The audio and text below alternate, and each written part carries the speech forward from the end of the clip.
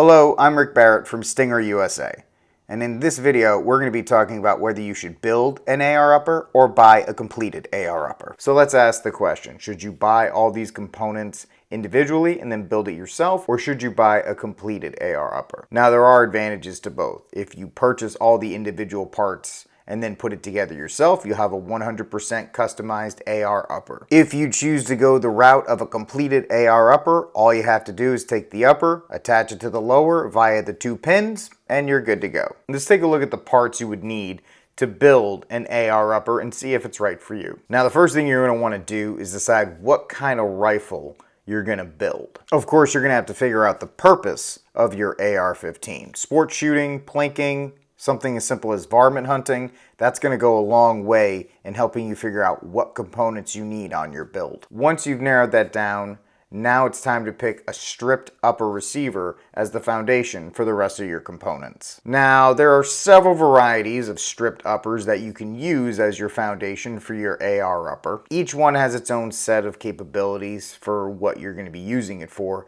and they have their own defined features. The first one is an AR-15A1. This upper is ideal to build a retro civilian version of the Vietnam era M16. It also has a fixed carry handle as its defining feature. The next one up is an AR-15A2. This is a popular upper to use for building a rifle for use in shooting matches. This one also has a fixed carry handle. The third option could be an AR-15A3 or an AR-15 flat top. Now the flat top is what it says it is. There is no carry handle, so it has a Picatinny rail on top. The flat top is ideal for recreating any form of varmint or target carbine rifle, as it can accommodate any style of optic. After you're done selecting your stripped upper receiver, you're going to have to select parts from this following list in order to complete the build. These are the following parts you're going to have to find: a barrel, a handguard, forward assist assembly, a bolt carrier group, a gas block, a charging handle, some kind of muzzle device,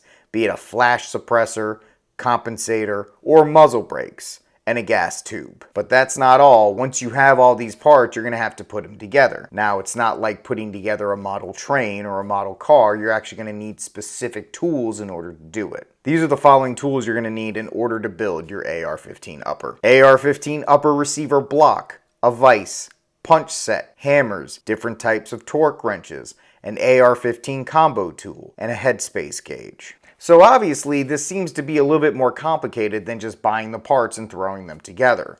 Some people are very mechanically inclined and they enjoy doing this. The major advantage, as stated before, is once you put this together, you have a 100% unique AR upper. The disadvantage is that A, you're going to have to spend the money on the parts and on the tools to build it.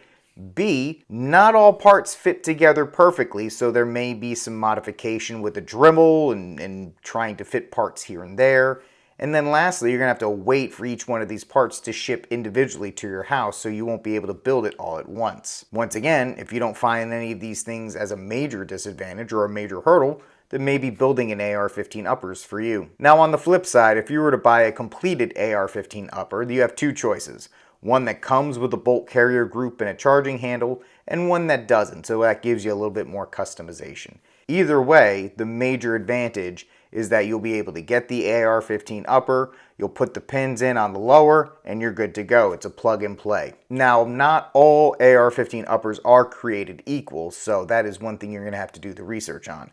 If it's very inexpensive, odds are the part quality is not going to be great, and you're going to end up replacing those things over time, which kind of negates buying it in the first place. Either way, whether you choose to build an AR-15 upper or purchase an AR upper, you're going to have something that's unique for you and it's going to fit your needs. And that's it for this episode. Coming to you from the Stinger Workshop, my name is Rick Barrett. I hope you enjoyed this video and I'll talk to you again soon.